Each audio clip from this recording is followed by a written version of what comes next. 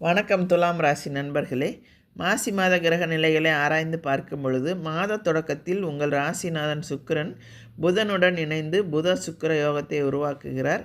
மேலும் லாபாதிபதி சூரியனும் அவரோடு இருப்பதால் தொழில் முன்னேற்றம், தொட்ட காரியங்களில் வெற்றி, வருமான உயர்வு போன்றவை மிக சிறப்பாகவே அமையும். சென்ற மாதத்தில் கரைந்த சேமிப்புகளை ஈடுகட்ட இப்பொழுது புதிய வாய்ப்புகள் வரும். சனி பெயர்ச்சிக்கு பிறகு உங்கள் எதிர்பார்ப்புகள் நிறைவேறும். இல்லத்தில் நல்ல சம்பவங்கள் நடைபெறும். குரு பார்வையும் இருப்பதால் எடுத்த முயற்சிகளில் வெற்றி கிடைக்கும். சுப செய்திகளும் உண்டு. உங்கள் ராசிக்கு 4ஆம் இடத்தில்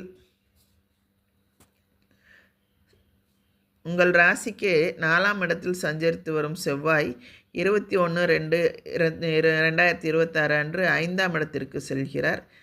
தனாதிபதி பூர்வ புண்ணியஸ்தானத்திற்கு செல்லும் இந்த நேரம் அற்புதமான நேரமாகும். கேட்ட இடத்தில் உதவிகள் கிடைக்கும். பிரபலஸ்தர்களின் நட்பு கிடைத்து பெருமை அடைவீர்கள். குடும்ப உறவில் இருந்து வந்த சிக்கல்கள் தீரும். கொள்கை பிடிப்போடு செயல்படுவீர்கள். பழைய கடன் பாக்கிகளை கொடுத்து நிம்மதி காணும் நேரம் இது. பல முறை முயற்சி செய்தும் சொத்து பிரிவினைக்கு ஒத்துவராத சகோதரர்கள் இப்பொழுது சம்மதிப்பார்கள்.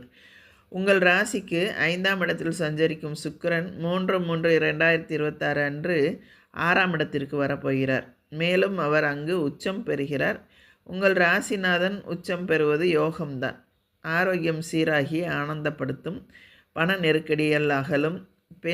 பெண்களால் பெருமைகள் சேரும். வாழ்க்கை துணைக்கு வேலை கிடைத்து அதில் உதிரி வருமானம் கிடைக்கும்.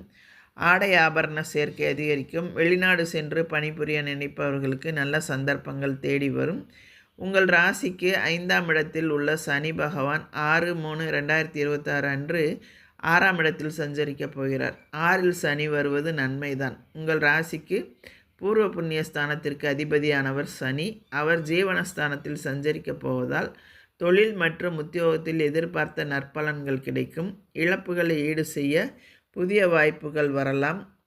உடல் நல தொல்லை வந்தாலும் பெரிய அளவில் பாதிப்புகள் ஏற்படாது. பணி நீக்கம் செய்யப்பட்டவர்கள் மீண்டும் பணியில் சேரும் வாய்ப்பு உண்டு. சனியின் பார்வை பலத்தால் சகோதர ஒற்றுமை பலப்படும்.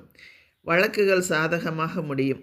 உடன் பிறந்தவர்களின் திருமணத்தை முன்னின்று நடத்தி வைப்பீர்கள். நீண்ட நாட்களாக நடைபெறாத சில காரியங்கள் நடைபெறும். உத்தியோக மாற்றம் உறுதியாகும். நீண்ட தூர பயணங்களை எதிர்பார்த்து காத்திருந்தவர்களுக்கு அது கைகூடும். நிகழ்கால தேவைகள் பூர்த்தியாகும். வீட்டிற்கு தேவையான விலை உயர்ந்த பொருட்களை வாங்குவதில் ஆர்வம் காட்டுவீர்கள். தடைப்பட்ட காரியங்கள்